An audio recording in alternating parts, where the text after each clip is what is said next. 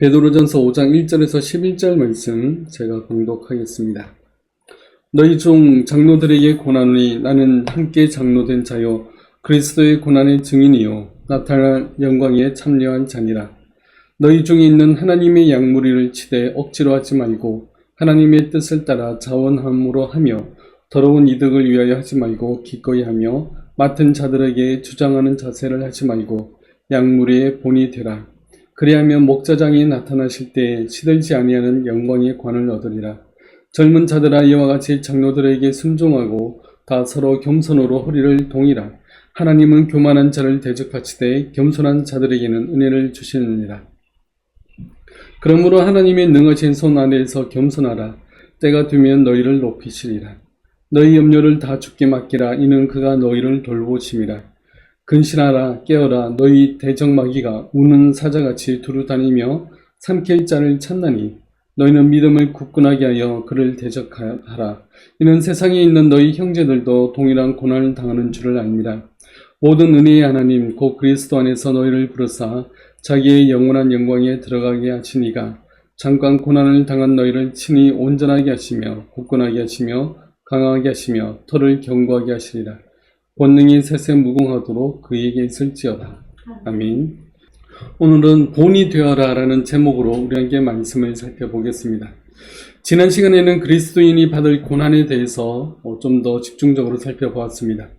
그리스도인들은 연단의 차원에서 당연히 고난이 따릅니다.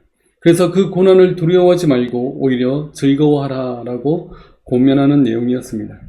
그러면서 오늘 본문의 시작은 먼저 교회의 장로들에게 권한다라고 말씀합니다. 5장 1절 말씀을 보겠습니다. 너희 중 장로들에게 권하노니 나는 함께 장로된 자요 그리스도의 고난의 증인이요 나타날 영광에 참여할 자니라. 아멘. 오늘 5장 1절의 원어 성경 제일 앞에는 운이란 헬라어가 있습니다. 이 운은 무엇이냐면 바로 그러므로라는 접속사입니다. 5장 1절 말씀 앞에 그러므로가 있는 것은 앞의 내용이 이어질 때 사용하는 그런 내용입니다. 그러니까 성도들을 연단하려고는 불시험이 있는데 그 모든 성도들 중에서 가장 먼저 박해를 당하고 또 가장 큰 시험을 받을 대상이 바로 장로들이라는 것을 말해주고 있습니다. 본문에서 장로는 가르치는 장로와 치리하는 장로, 다스리는 장로를 포함합니다. 오늘날로 말하면 목사와 장로를 다 포함하는 단어입니다. 교회 일선에서 사역하는 목회자들과 또 교회를 전반적으로 치리하며 이끌어 나가는 장로님들에게 먼저 시험이 찾아오고 먼저 고난과 박해를 받는다는 그런 말씀입니다. 이는 과거나 현재나 마찬가지입니다. 사탄은 교회 지도자들을 시험에 빠지게 만들고 넘어뜨리기 위해서 그렇게 시험하는데 지도자들이 넘어지면 모든 성도들이 함께 시험을 받아 넘어지기 때문에 교회 지도자들을 이렇게 넘어뜨리려고 합니다. 그리고 장로는 자신의 고난과 시험도 잘 이겨내야 되지만 성도들이 고난을 받고 시험을 받아 낙심하고 있을 때 또한 그들을 잘 돌봐야 됩니다. 성도들은 고난으로 인해서 낙심하고 믿음을 저버리기도 합니다. 그러지 않기 위해서라도 그들을 잘 돌봐야 됩니다. 그래서 수시로 성도들의 안위를 살피고 병원에 입원했거나 낙담해 있으면 찾아가서 신방하고 위로해야 됩니다. 오늘날 장로의 가장 큰 역할은 신방입니다. 특히 남자 성도들이 낙심하고 있거나 병이나 사고로 병원에 입원해 있으면 찾아가서 신방하고 위로하고 또 믿음을 북돋워 줘야 됩니다. 그런데 오늘날 많은 장로님들이 신방은 귀찮고 또 피곤한 일이라 생각해서 신방을 잘 안 하려고 합니다. 모든 신방을 목회자들에게 다 맡기는 경향이 있는데 그래서는 안 됩니다. 교회를 세우는 데에 가장 중요한 것이 바로 신방입니다. 믿음으로 신방으로 말미암아 성도들의 마음을 챙기고 그들의 믿음을 세워주고 또 그들의 말을 듣고 또 교회가 앞으로 해야 될 일이 무엇인지를 곰곰이 생각해 보는 그런 시간들입니다. 그렇게 장로의 직분은 신중하게 세워져야 됩니다. 어떤 교회는 장로나 권사가 되기 위해서 많은 헌금을 내야 됩니다. 그러다 보면 믿음과 신앙은 정말 좋은 분이나 돈이 없어서 장로나 권사가 되지 못하는 경우들이 종종 있습니다. 직분은 절대로 돈으로 사는 것이 아닙니다. 이런 풍습은 속히 없어져야 됩니다. 믿음이 좋은 사람을 교회 지도자로 세워서 교회가 하나님이 기뻐하시며 하나님이 원하시는 방향으로 나아가도록 힘써야 됩니다. 이를 위해 우리 모든 교회들이 힘쓰는 모든 교회들 다 되시길 바라겠습니다. 초대교회 시대 때는 장로들이 더 많은 박해를 받으며 또 더 어려움을 겪고 있었습니다. 그런데 이 장로들에게 베드로의 말이 위로가 되고 권면이 될 수 있는 것은 베드로도 같은 장로이기 때문에 그렇습니다. 1절 말씀을 다시 한 번 더 보겠습니다. 너희 중 장로들에게 고난하니 나는 함께 장로된 자요 그리스도의 고난의 증인이요 나타날 영광에 참여할 자니라. 베드로는 함께 장로된 자라고 소개하고 있습니다. 또한 그리스도의 고난의 증인입니다. 베드로는 예수님의 12 제자였으며 또한 수제자 3명 가운데 드는 그런 제자였습니다. 예수님과 가장 밀접하게 지냈던 제자가 바로 이 베드로였습니다. 그렇게 누구보다 더 예수님이 당하신 고난을 잘 알고 있었으며 자신도 수많은 고난과 박해를 받았던 그런 사람이었습니다. 그러나 이 고난은 고난으로 끝나지 않을 것임을 너무나도 잘 알고 있었습니다. 그래서 영광에 참여할 자라고 소개합니다. 현재의 고난과 박해에도 그것을 이겨낼 수 있으며 또한 기쁨으로 감당할 수 있는 것은 그리스도의 영광에 참여할 자이기 때문에 그렇습니다. 오늘날도 모든 성도들은 예수 그리스도의 보혈의 피로 말미암아 우리의 모든 죄를 사함받고 또 마지막 날에 그 영광에 참여할 것입니다. 예수님이 이 땅에 재림하여 오시며 모든 믿는 자들의 몸이 다시 살아나고 영혼과 몸이 온전히 하나가 되어서 천국에서 영원히 하나님을 모시며 살게 될 것입니다. 지금의 고난과 박해를 참아내고 이겨낼 수 있는 것은 바로 이러한 영광의 날을 소망하기 때문에 그렇습니다. 오늘날 믿음의 시련은 우리에게 믿음이 있는지 없는지를 시험하는 그러한 구분하는 잣대입니다. 이 땅에서 시험과 고난과 박해를 통해서 우리가 정말 예수님을 믿는 하나님의 백성들인지 또 예수님을 나의 구주로 믿고 있는지를 판별하는 그러한 기준이 됩니다. 그렇기 때문에 우리에게 오는 시험은 믿음의 시험입니다. 내가 또 내 힘으로 내 능력으로 이 시험을 이겨낸 것이 아니라 내가 하나님의 선택함을 받은 백성이라는 것을 판별하는 기준이 오늘날 우리에게 오는 시험입니다. 이 땅에서의 삶은 매우 짧지만 천국에서의 삶은 영원합니다. 이 짧은 인생의 시간 동안에 우리가 믿음의 삶을 잘 살아내시기 바랍니다. 시험과 고난 중에도 믿음으로 잘 이겨내서 믿음의 길을 가는 우리 모두가 됩시다. 예수님이 가신 그 길을 따라갑시다. 그래서 내가 하나님의 사람임을 발견하고 확인하는 시간을 가지고 결국에는 그리스도의 영광에 참여하는 믿음의 사람이 다 되시길 바랍니다. 2절과 3절 말씀을 보겠습니다. 너희 중에 있는 하나님의 약물을 치되 억지로 하지 말고 하나님의 뜻을 따라 자원함으로 하며 더러운 이득을 위하여 하지 말고 기꺼이 하며 맡은 자들에게 주장하는 자세를 하지 말고 약물의 본이 되라. 아멘. 장로는 약물의 본이 되어야 됩니다. 어떤 물건을 일정한 모양으로 찍어내기 위해서는 기본적인 틀이 필요합니다. 이 틀이 바로 본입니다. 그래서 이 본이 굉장히 중요합니다. 본은 말로 되어지지 않습니다. 이렇게 해라 저렇게 해라 라고 해서 상대방이 이렇게 하고 저렇게 되지 못합니다. 그래서 먼저 그렇게 하는 모습을 보여줘야 됩니다. 그것이 바로 본입니다.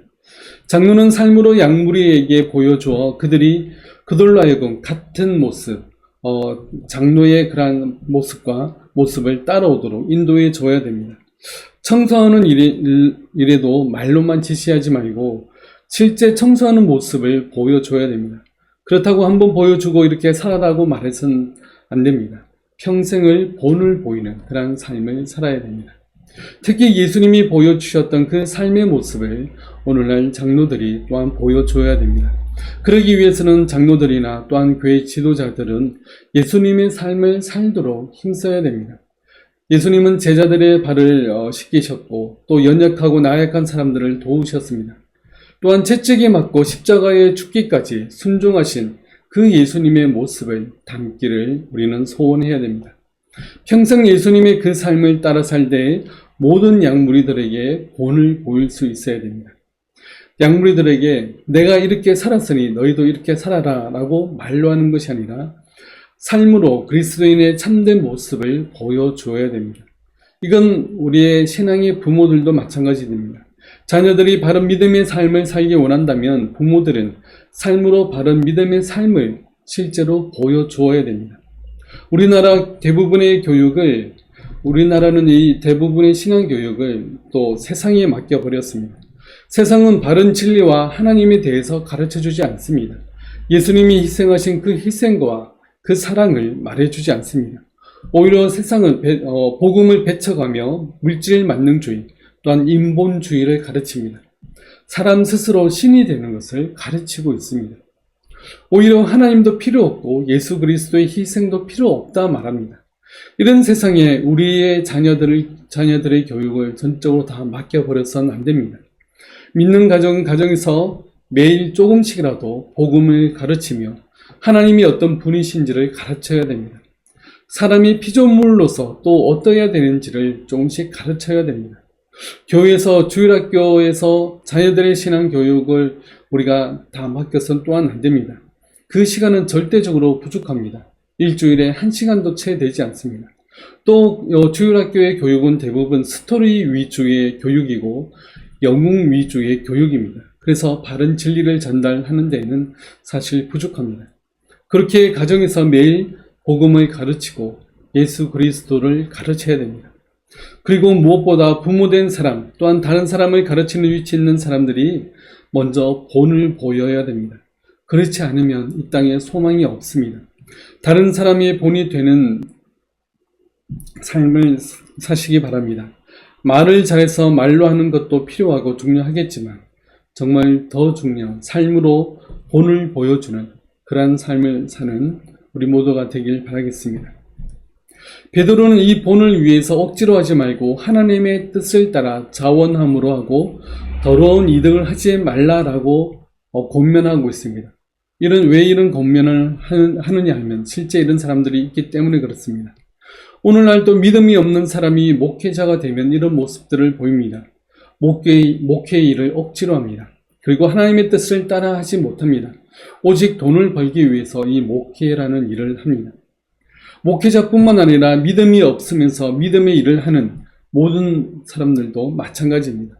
장로가 되었지만 믿음 없는 사람이 장로가 되면 자신의 욕심과 또한 세상적인 그런 가치관으로 교회 일을 하게 됩니다. 그러면 교회 일이 하나님이 기뻐하시는 방향이 아니라 세상의 원리에 따라 교회 일을 하게 됩니다. 그러면 경제성을 따져서 시간과 비용을 적게 들게 하는 방향으로 일을 합니다. 하나님의 일은 시간도 많이 걸리고 비용이 많이 걸리는 일이 훨씬 많습니다. 사람을 변화시키고 또 복음을 전하며 구원하는 일이기 때문에 그렇습니다. 그런데 어떤 장로님은 이게 비효율적이라 하면서 이런 일들을 하기를 반대합니다. 그러므로 교회 리더들은 정말 믿음이 좋은 사람으로 세워져야 됩니다. 한 사람의 리더를 세우기 위해서 꾸준히 기도하고 준비해야 됩니다. 하나님의 마음에 합한 믿음의 리더를 세워서 하나님이 기뻐하시는 일들을 하는 우리 모든 교회들 다 되시길 바라겠습니다. 4절 말씀을 보겠습니다. 그리하면 목자장이 나타나실 때에 시들지 아니하는 영광의 관을 얻으리라. 아멘. 장로나 교회 리더가 되어서 가장 먼저 박해를 받고 또 다른 성도들보다 먼저 더 많은 고난을 받고 또 시험을 받을 수 있습니다. 또한 믿음이 연약한 이들을 돌보고 가르쳐야 됩니다.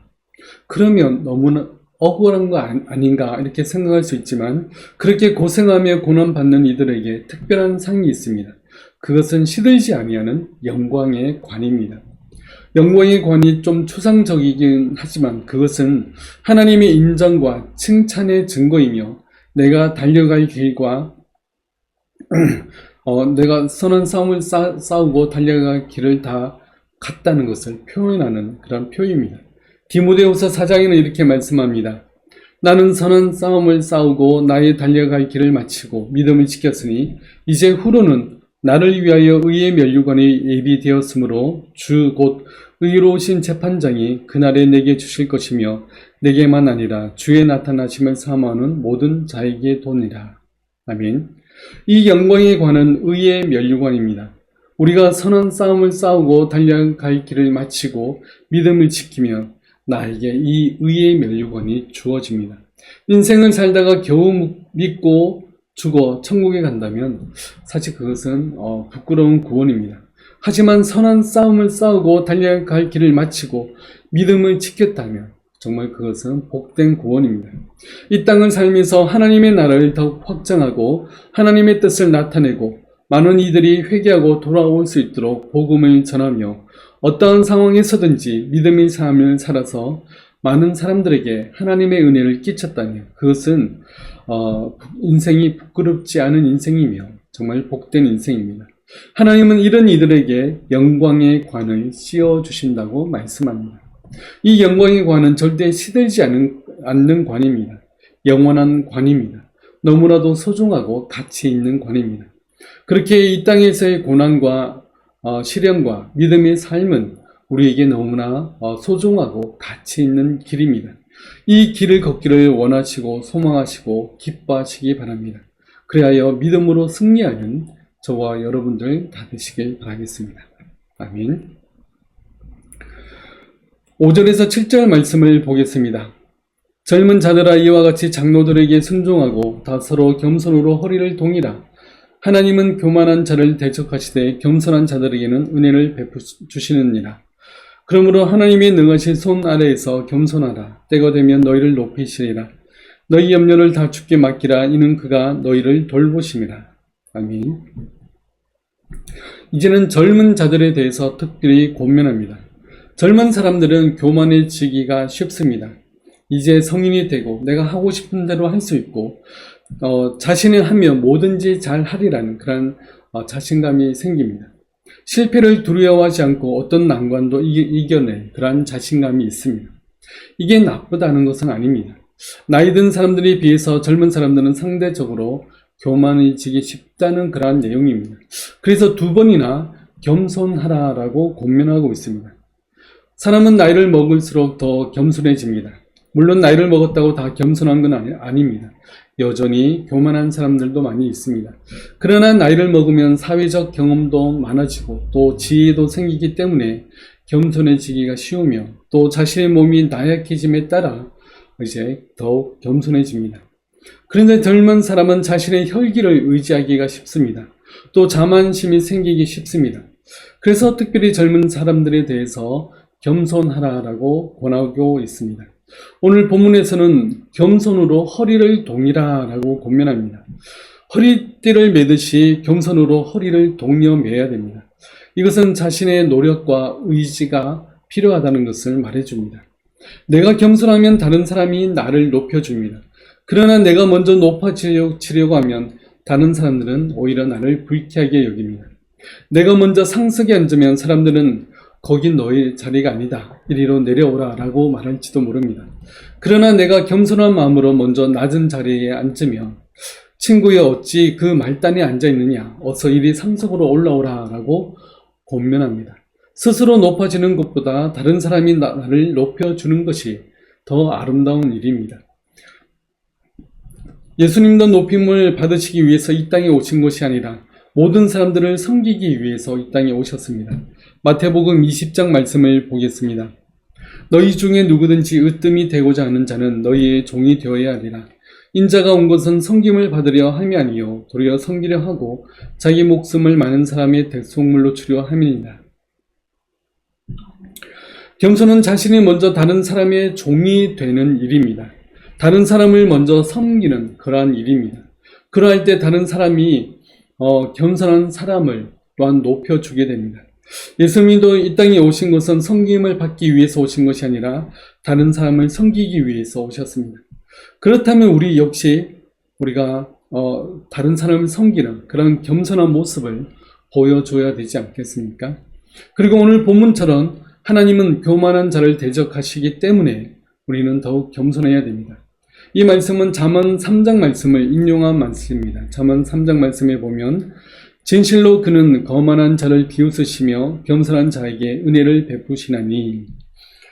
하나님은 겸손한 자에게는 은혜를 베푸시지만 교만하고 거만한 자는 비웃으시며 그를 배척하십니다. 교만은 하나님이 참으로 싫어하시는 그런 모습입니다. 우리 역시 하나님의 자녀로서 우리가 모든 사람을 대할 때 겸손으로 대하시기 바랍니다. 다른 사람의 말을 존중하고 또 귀담아 듣기를 노력합시다. 나보다 나이가 어리고 미숙하다고 그들을 무시하지 말고 그들의 말을 경청합시다. 그들의 눈높이로 낮아져서 그들이 무슨 말을 하는지 잘 듣기를 힘씁시다. 그래야 하나님을 향해서도 또한 사람을 향해서도 겸손한 우리 모두가 다 되시길 바라겠습니다. 7절 말씀을 다시 한 번 더 보겠습니다. 너희 염려를 다 주께 맡기라. 이는 그가 너희를 돌보심이라. 아멘. 우리가 참으로 잘 아는 말씀이 바로 이 7절 말씀입니다.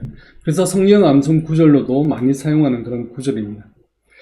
이 7절 말씀이 겸손하라에서 나온 건지는 우리가 잘 생각하지 못합니다.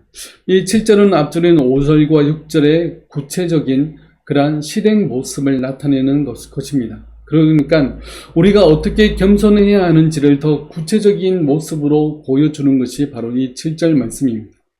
참된 겸손은 모든 염려를 주께 맡기는 겁니다. 만약 우리의 걱정이나 염려를 주님께 맡기지 못한다면 그것은 교만이며 오만한 것이며 믿지 못하는 불신앙입니다. 우리는 나의 걱정과 염려를 하나님께 맡겨드려야 됩니다. 하나님은 모든 것을 다 하실 수 있는 분이십니다. 또한 우리에게 가장 필요한 것을 가장 좋은 방법으로 우리에게 채워주시는 그러한 분이십니다. 그런데 그런 하나님을 믿지 못한다면 우리는 걱정과 염려에 쌓일 뿐입니다. 내가 나서서 모든 것을 다 하려고 합니다. 그것은 절대 겸손이 아닙니다. 다른 사람을 대할 때도 마찬가지입니다. 다른 사람에게 맡긴 일을 믿고 맡겨야 됩니다. 그런데 불안하고 염려가 되어서 자신이 자꾸 간섭하려고 한다면 그것은 그 사람에게 온전히 맡기지 못하는 겁니다. 겸손이라는 것은 그 사람이 좀 실수하고 틀려도 믿고 맡겨주는 겁니다. 그러면서 상대방도 성장할 수 있는 기회를 주는 것입니다. 누구나 처음이 있고 누구나 서툴 때가 있습니다. 먼저 된 자로서 그 사람의 그런 시간을 인내하고 지켜봐 주는 시간이 필요합니다. 그것이 겸손의 자세입니다. 겸손은 모든 것을 다 하시며 모든 것을 섭리로 역사하시는 하나님을 믿는 그러한 믿음입니다. 그렇기 때문에 내 모든 염려를 하나님께 맡기는 것이며 다른 사람에 대한 염려까지도 하나님께 맡겨드리는 겁니다. 모든 염려를 다 하나님께 맡기시기 바랍니다. 그것이 참된 겸손입니다.